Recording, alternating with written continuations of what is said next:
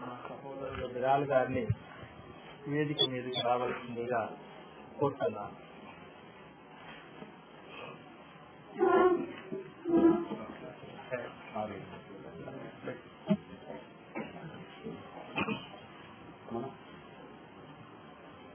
नहमदुहु व नसल्ली अला रसूलिहिल करीम अम्मा बाद अऊज़ु बिल्लाहिश समीइल अलीम मिनश शैतानिर रजीम बिस्मिल्लाहिर रहमानिर रहीम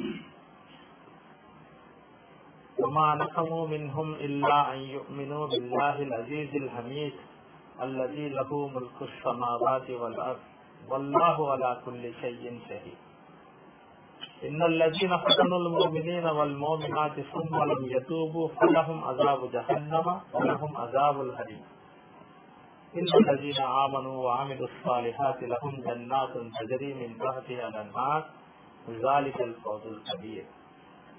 ఆదరణీయులైన ఇస్లామీయ విద్వాంసులు, ధర్మబోధకులు, ప్రియాతిప్రియమైన నా సహోదరులు అందరికీ మరొక్కసారి నా ఇస్లామీయ అభివాదం. అస్సలాము అలైకుం వరహ్మతుల్లాహి వబరకాతుహు.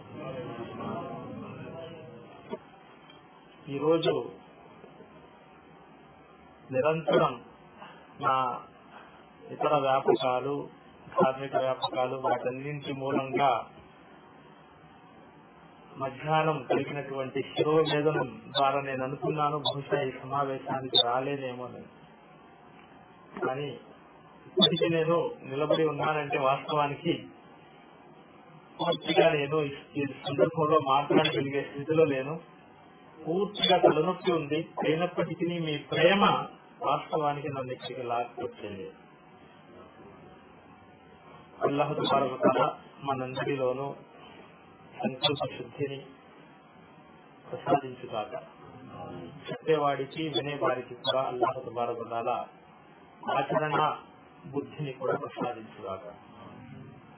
మిత్రులారా, మన యొక్క సకల ప్రయత్నాలు అల్లాహ్ తబారక వ తఆలాని ప్రసన్నం చేసుకోవడానికి, మన జీవన లక్ష్యాన్ని నెరవేర్చుకోవడానికి ఉద్దేశించినది. ఆంతర్యంలో జరించే దుష్ప్రేరణల బారి నుండి, కర్మల యొక్క చెడు పర్యవసానం నుండి ఈ శుభ సందర్భంగా నేను అల్లాహ్ యొక్క శరణును వేడుకుంటూ మీతో సంభాషించడానికి సన్నద్ధమవుతున్నాను. నాకు ఒక టాపిక్ ఇవ్వబడింది. ప్రవక్త ప్రియ సహచరుల త్యాగాలు, వారి యొక్క సీరత్ వెలుగులో మీతో ముచ్చటించాలి అని చెప్పి సమయం చాలా తక్కువ. సహాబా కిరామ్ త్యాగాల గురించి చెప్పుకోవాలంటే కొన్ని నిమిషాల్లోనో కొన్ని గంటల్లోనో సాధ్యం కాదు. కాకపోతే ఉపదేశం కోసం మనం కొన్ని ఉదాహరణలు ఇచ్చుకోగలం. కొంతమంది సహాబీల యొక్క త్యాగాలను సూచిగా మాత్రమే ప్రస్తావించబోగలం. అయితే గుణపాఠం గడిపే వారికి కొన్ని మచ్చుతనలు చాలు. అల్హమ్దులిల్లాహ్,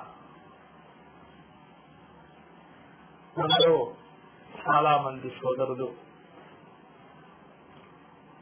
ఈమాన్ యొక్క మాధుర్యాన్ని ఆస్వాదించిన వారు కాబట్టి, ఆ మాధుర్యాన్ని ఆస్వాదించిన తర్వాత పరిసరాల తరపు నుంచి ఎదురయ్యేటటువంటి చెడు అనుభవాలను, ప్రతిఘటనలను, నిరసనలను, విమర్శలను ఎదుర్కొన్నవారు కాబట్టి సహాబా కిరామ్ జీవితాలను మనం ఎప్పుడు ప్రస్తావించినా మన యొక్క హృదయ వీణని నీటికట్లే ఉంటుంది.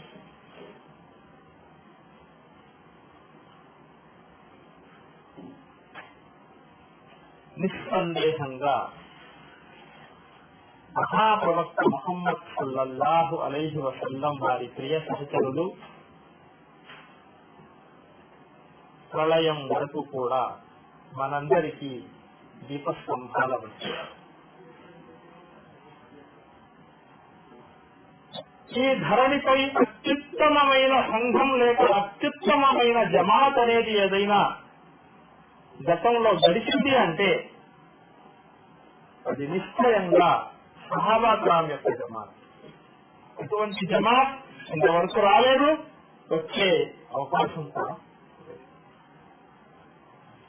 అల్లాహ్ తబారక వ తఆలా వారితో ప్రసన్నుడయ్యాడు, వారు అల్లాహ్ తబారక వ తఆలా పట్ల సంతుష్టులయ్యారు. వారిలో కొంతమంది అయితే ఈ ధరణిపైనే స్వర్గలోక శుభవార్తలు కూడా అందుకున్నారు. మరి చూడబోతే మహాప్రవక్త ప్రియ సహచరులు దివి నుంచి భూమి మీదకి దిగి వచ్చినటువంటి దేవతలు కారు. వారు కూడా మనలాంటి మానవులే. ఇంకా చెప్పాలంటే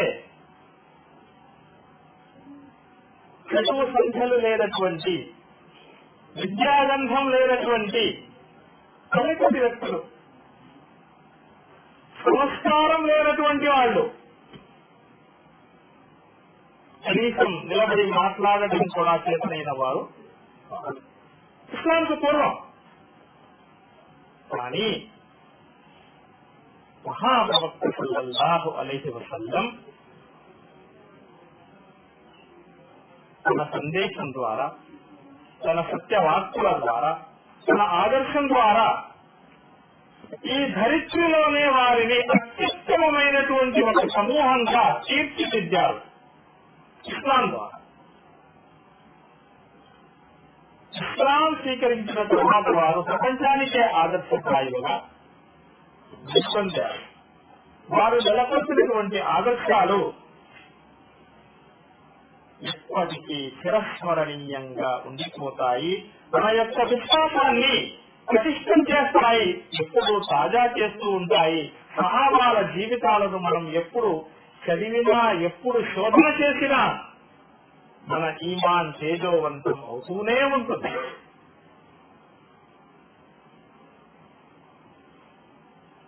వారు కష్టాలను ఎదుర్కొన్నారు, కష్టాలను ఆహ్వానించారు. కానీ తాము నమ్మినటువంటి ధర్మం కోసం వారెన్నడూ వెనక్కి తిరగలేదు. వారి పాదాలు తగలలేదు. గొప్పలోని సాహసాన్ని ప్రదర్శించారు. ఎంత కాలితే అంతే కుందనంలా మెరిసిపోయారు. చూడబోతే వారిలో చాలా మంది మల్ల నేరేడు లాంటి వాళ్ళు. పగలల్లా కష్టపడిన కారణంగా వారి శరీరాల నుంచి చంద్రవాసన వచ్చేది, ధరించడానికి సరైన దుస్తులు కూడా ఉండేవి కావు. కానీ తాము ఆస్వాదించినటువంటి సత్యామృతం కోసం వారు చూపినటువంటి, ప్రదర్శించినటువంటి త్యాగాలు ఉన్నాయి చూశారు. వాటి ద్వారా వారు ఈ ప్రపంచంలోనే సువాసనని, మానవత్వాన్ని పరిమళించేటటువంటి సృష్టి శ్రేష్ఠులుగా వెలుగొందారు. సహాబాలు వారిలో ఒకరు ఖబ్బాబ్ బిన్ అరబ్ రలియల్లాహు తఆలా అన్హు. ఎంతమంది సహాబీల గురించి చెప్పమంటారు మీరు? కానీ ఈ సందర్భంగా నాకు దొరికినటువంటి అతి తక్కువ సమయంలో ఎవరైతే బలహీన వర్గాలకు చెందిన సహాబీలు అనబడతారో, నేటి ఆధునిక పరిభాషలో ఎవరైతే దళిత వర్గాలు అనబడతారో అటువంటి సహాబీలనే నేను ఈ సందర్భంగా ప్రస్తావించగలిగాను. వారిలో ఒకరు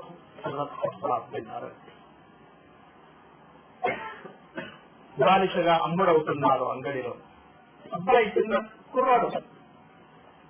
ఉమ్మె అన్మార్ అనే ఒక మహిళ వెళ్ళింది ఎందుకు? బిజినెస్ చేయడానికి. బాలిషగా ఒక వ్యక్తికి ఒక దుకాణం పెట్టడానికి, వ్యాపారం చేయడానికి. అక్కడున్న అంగడిలో కొంతమంది అబ్బాయిల్ని చూస్తున్నామే. ఒక కుర్రవాడిపై ఆమె దృష్టి పడింది. అతని కళ్లల్లోని తేజస్సుని, తెలివితేటల్ని చూసి ఈ అబ్బాయిని కొంటే నాకు లాభం కలుగుతుంది అనుకున్నది. అతన్ని తీసుకొచ్చి మక్కాలో ఒక దుకాణం పెట్టింది. అతన్ని ఆయా వడ్రంగి పని అనొచ్చు, కమ్మడి పని కూడా అనొచ్చు. ఆ అబ్బాయి అనతి కాలంలోనే మక్కాలో ఆయుధాల తయారీలో స్పెషలిస్ట్ గా పేరు సంపాదించారు. కత్తులు తయారు చేయడం, ఖడ్గాలు తయారు చేయడం, ఈటలు తయారు చేయడం. అతను ఒక ఆయుధం తయారు చేశాడంటే అది చాలా బాగుంటుంది అనేటటువంటి నమ్మకం అందరిలో ఏర్పడింది. ఆ విధంగా వ్యాపారం 3 పువ్వులు 6 కాయలుగా పరిఢవిల్లింది. జోరుగా వ్యాపారం సాగుతుంది. అతను సంపాదిస్తున్నాడు, యజమానురాలికి సమర్పించుకుంటున్నాడు. కానీ ఆ అబ్బాయిలో మొదటి నుంచి ఒక చింతన ఉండేది. అరేబియా అంతటా వ్యాపించినటువంటి అజ్ఞాన శిబిరాలు, చీకటి ఏదైతే ఉందో ఈ చీకటి తొలగిపోయి అరేబియా భూభాగంలో ఎప్పుడు వెలుగు వ్యాపిస్తుంది, ఎప్పుడు మానవత్వం పరిమళిస్తుంది, ఎప్పుడు అరాచకం అభివృద్ధి స్థానంలో శాంతి భద్రతలు సుస్థిరత అనేవి ఎప్పుడు ప్రాప్తమవుతాయి అనేటువంటి చింతన ఆ అబ్బాయిలో ఉండేది. ఎప్పుడు ఆలోచిస్తూ ఉండేవాడు. అల్లాహ్ తబారక తఆలా సన్నిధిలో ఆ కుర్రవాడు దుఆ చేసేవాడు, యా అల్లాహ్, ఓ ప్రభు, నాకు దీర్ఘాయుష్యు ప్రసాదించు, నేను ఎక్కువ కాలం బ్రతికి ఉండేలా చెయ్యి. సంపాదించుకోవడానికి కాదు, ఏదో ఒకనాడు నువ్వు ఈ అరేబియా గడ్డపై అశాంతి స్థానంలో శాంతిని, చీకటి స్థానంలో వెలుగును వ్యాపిస్తావన్న నమ్మకం నాకుంది. ఆ వెలుగును, ఆ శాంతిని ద్వారా నేను చూసుకోవాలి, తద్వారా నా గుండె చల్లబడాలి అనేటటువంటి ఆకాంక్ష ఆ అబ్బాయి యొక్క ప్రార్థనలో వ్యక్తమవుతూ ఉండేది. చూడండి కాస్త, అప్పుడు ఇంకా ఇస్లాం రాలేదు, అప్పుడు ముస్లిం కాలేదు. కానీ తాను నివసించేటటువంటి సమాజం మీద అతనికి విరక్తి వచ్చింది. ఆ సమాజాన్ని ఒక అత్యుత్తమైన సమాజంగా చూడాలి అని చెప్పి ఆ అబ్బాయి కలలు వెళ్తున్నాడు. అతనిలో ఉన్నటువంటి ఆ శుభాత్మ, ఆ మంచి మనసు సాధించదగినది. ఎప్పుడైతే ముహమ్మద్ సల్లల్లాహు అలైహి వసల్లం అంతిమ దైవ సందేశహరులుగా ప్రభవించారని, ఇస్లాం సందేశాన్ని ఇస్తున్నారని చెప్పి అతనికి తెలిసిందో, దాన్ని ఆస్వాదించడానికి ముందడుగు వేసినటువంటి వారిలో హజరత్ ఖబ్బాబ్ బిన్ అరద్ కూడా ఒకరు. ఇస్లాం స్వీకరించిన వారిలో ఆయన స్థానం 6వది, 6th నంబర్. ఆ భాగ్యం గొప్ప వ్యక్తులకి, మక్కాలో ఉన్నటువంటి గొప్ప సర్దారులకు, విద్యావంతులకు, మేధావులకు, పండితులకు, పౌరులకు ప్రాప్తం కాలేదు. పద్ధతికి పనిచేసేటటువంటి ఒక బానిస అబ్బాయికి ప్రాప్తమయ్యింది ఆ ఘనత.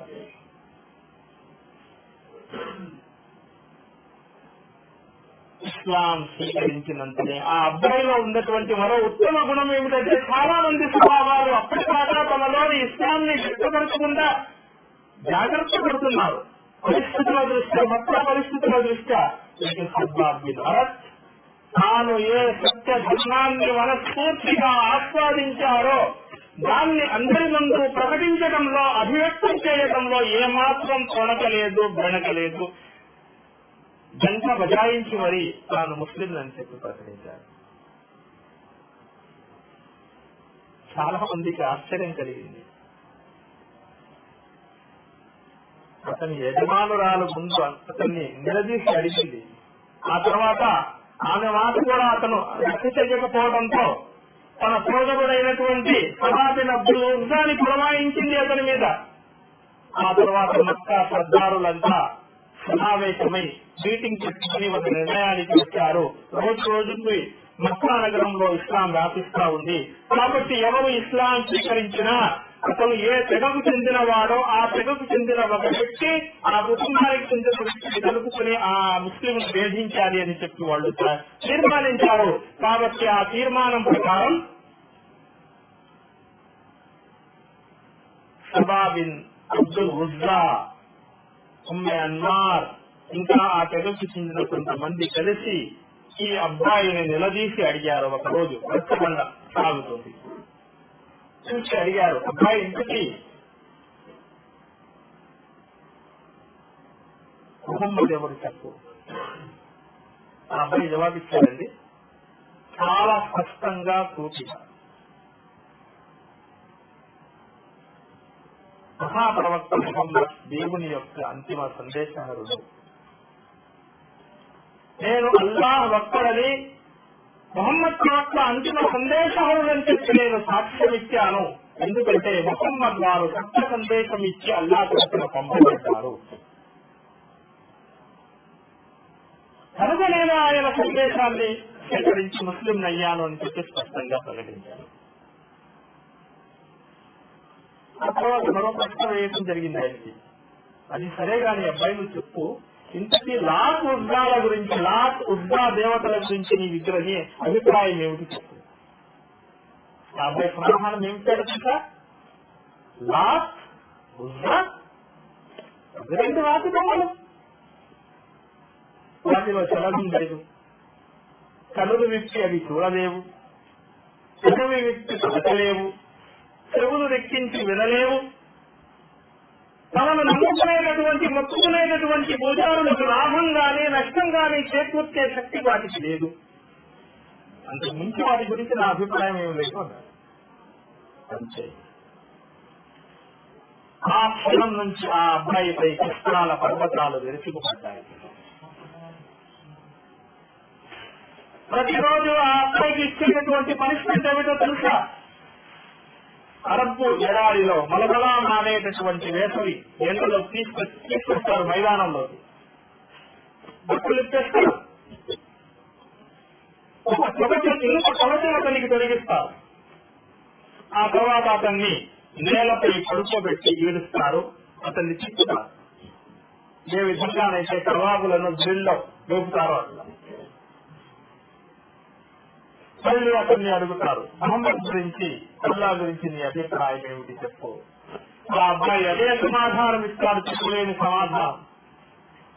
ఆ తర్వాత ఒకసారి ఏం చేశారంటే బాగా కాలేటటువంటి రాళ్లను తీసుకొచ్చి అతని శరీరానికి అతికించి అతన్ని అక్కడ ఫిట్ చేసి నిలబెట్టారు. తత్కారణంగా అతని వీచిపై ఉన్నటువంటి శరీరం కాలి లోపలి నుంచి కొవ్వు కరిగి ప్రవహించింది ఒకసారి. ఇక అతన్ని బానిసగా కొన్నటువంటి మహిళ ఉమ్మె అన్మార్ అతన్ని హింసించడంలో ఎవరికి తీసిపోలేదు. ఆమె ఏం చేసేది, ఒక ఇనుప రాడ్ని కాల్చి అతని తలపై కట్టాడు. కారణంగా తప్పి పడిపోయేవారు, స్పృహలోకి వచ్చిన తర్వాత మళ్ళీ అడిగేది, మళ్ళీ అదే సమాధానం ఇచ్చేవారు, మళ్ళీ కొట్టేది, మళ్ళీ స్పృహ తప్పేవారు. హింస ఎటువంటిదో చూడండి. కానీ ఇంతగా వేధించిన ఆయన తాను నమ్మినటువంటి సత్యం నుంచి ఏమాత్రం తొలగలేదు. ఆయన ఒకసారి దువా చేశారు. దువా అనటం కన్నా దువా శాపమని చెప్పి అనొచ్చు. శపించారు, ప్రభు ఈవిడ గారు ఏ కారణంతో అయితే నన్ను వేధిస్తున్నదో ఏమిటో నీకు తెలుసు, నువ్వు చూస్తున్నావు, దానికి నువ్వే చాలు ప్రభు, ఈమె వ్యవహారాన్ని నీకే అప్పగిస్తున్నాను, నువ్వే చూస్తూ.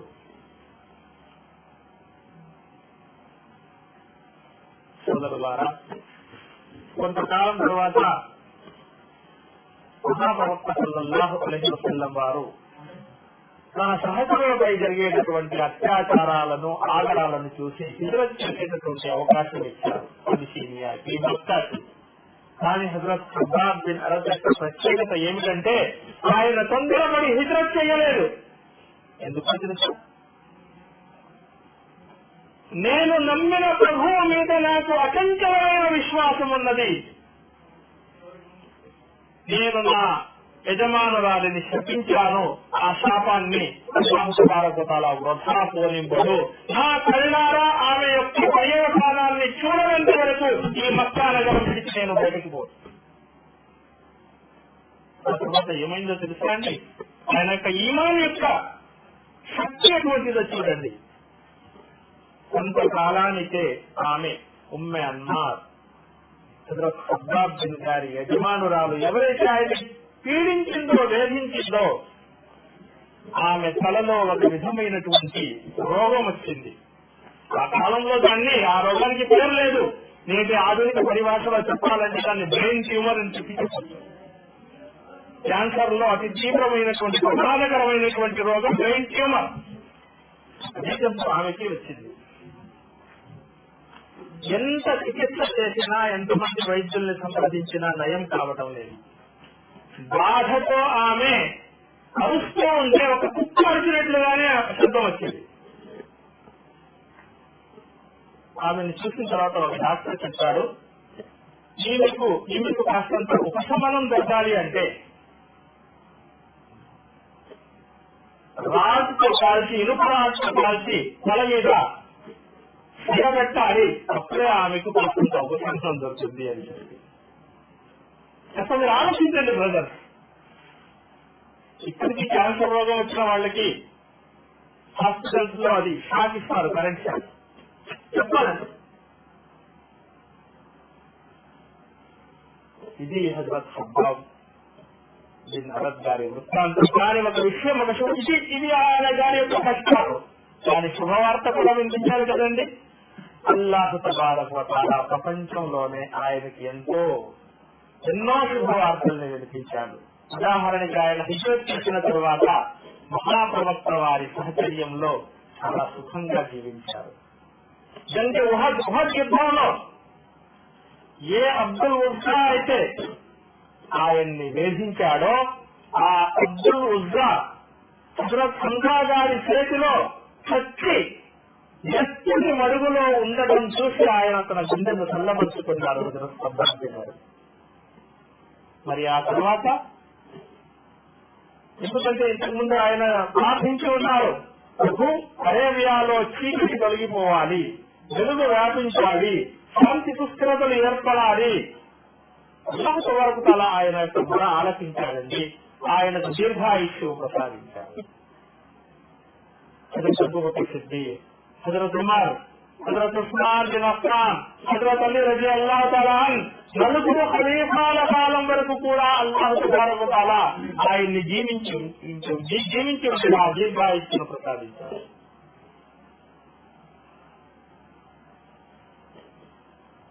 దారిద్ర్యం పోయింది, ఏమి పోయింది. అల్లాహ్ తబారక తఆలా ఆయన్ని ఎంతగా అనుగ్రహించాడు అంటే,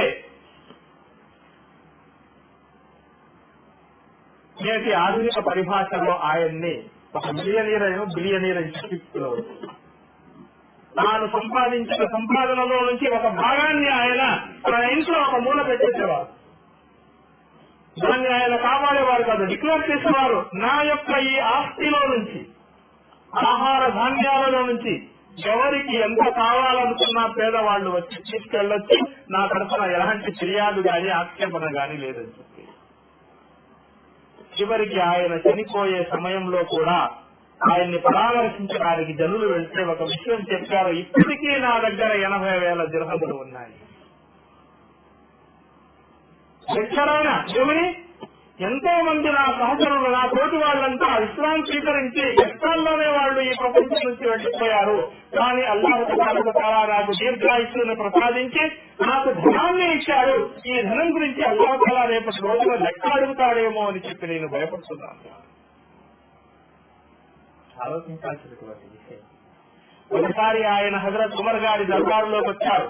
హజరత్ ఉమర్ రలియల్లాహు తఆలా ఖలీఫాగా ఉన్న కాలం అది. ఎవరు వచ్చారండి? హజరత్ ఖబ్బాబ్ బిన్ అరద్. సభలో చాలా మంది ఉన్నారు, అగ్రశ్రేణి సహాబీలు కూడా అక్కడ ఆశీనులై ఉన్నారు. హజరత్ ఉమర్ రలియల్లాహు తఆలా ద్వితీయ ఖలీఫా లేచి నిలబడి హజరత్ ఖబ్బాబ్ బిన్ అరద్ గారిని స్వాగతించారు. తాను కూర్చున్న స్థానంలో ఆయన్ని కూర్చోబెట్టారు. ఆ సమయంలో చెప్పిన మాట ఏమిటో తెలుసా? హజరత్ బిలాల్ తర్వాత ఎవరికైనా ఈ స్థానంపై కూర్చునే అర్హత ఉంది అంటే అది నీకు మాత్రమే వచ్చి కూర్చోవాలి. ఆ తర్వాత కూర్చోబెట్టుకుని ప్రేమగా ఆప్యాయంగా అడిగారన్నమాట. చాలా మంది కూర్చున్నారు, నీవు ఇస్లాం స్వీకరించక ముందు నీపై ఏమేమి జరిగిందో కాస్త వివరించిన ఆయన అని చెప్పి సిగ్గుపడ్డారు, మొహమాటపడ్డారు. ఆయన చెప్పడానికి పర్వాలేదు చెప్పు అని చెప్పి ప్రోత్సహిస్తే తనపై జరిగినటువంటి ఆదరాల గురించి ఆయన ఏర్పడుగు పెట్టారు. ఆ సందర్భంగా ఆయన వీపుపై ఉన్నటువంటి గుడ్డను తొలగించి హజరత్ ఉమర్ చెప్పారు, ఇదేమిటి కాస్త చెప్పు అంటే అది పూర్వపు వృత్తాంతాన్ని ఆయన చెప్పారు. రాళ్లు పెట్టి నన్ను ఆ సమయంలో కాలుస్తూ ఉంటే వీపుపై ఉన్నటువంటి కొవ్వు కరిగి ఎలా ప్రవహించిందో వివరిస్తే హజరత్ ఉమర్ గారు దుఃఖంతో ఆయన కళ్ళు వర్షించాయి. అల్హమ్దులిల్లాహ్ అటువంటి ధనులు సహాబాక హజరత్ బిలాల్ గారి గురించి ఏం చెప్పమంటారు, హజరత్ సుహైబ్ రూమీ గురించి ఏం చెప్పమంటారు, హజరత్ సుమయ్య గురించి ఏం చెప్పమంటారు, హజరత్ యాసిర్ గురించి ఏం చెప్పమంటారు, హజరత్ అమ్మార్ బిన్ యాసిర్ గారి గురించి ఏం చెప్పమంటారు, హజరత్ అబ్దుల్లాహ్ బిన్ మసూద్ ఇబ్న్ మసూద్ గురించి ఏం చెప్పమంటారు. వీరంతా నేటి ఆధునిక పరిభాషలో పొరుగు వర్గాల వారు, పేదవారు, సమాజంలో ఎవరైతే ఉపేక్షిస్తారో ప్రజలను ఆ వర్గానికి చెందిన వాళ్లే. కానీ అల్హమ్దులిల్లాహ్ ఇస్లాంను ఆస్వాదించిన కారణంగా, ఖురాన్ను అధ్యయనం చేసిన కారణంగా, మహాప్రవక్త సల్లల్లాహు అలైహి వసల్లం వారి సహచర్యాన్ని పొందిన కారణంగా వారు ఈ సమాజంలో ఈ భూమిపై అత్యుత్తమమైనటువంటి వ్యక్తులుగా రాణించారు.